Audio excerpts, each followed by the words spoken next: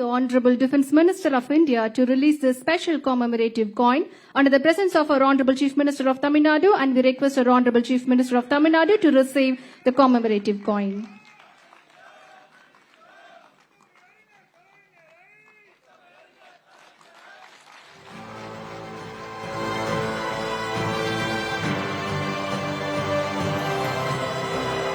முத்தமிழறிஞர் கலைஞர் அவர்களின் நூற்றாண்டு நினைவு நாணயம் சிறப்பு விருந்தினர்கள் அனைவரின் கைகளிலும் இப்போது.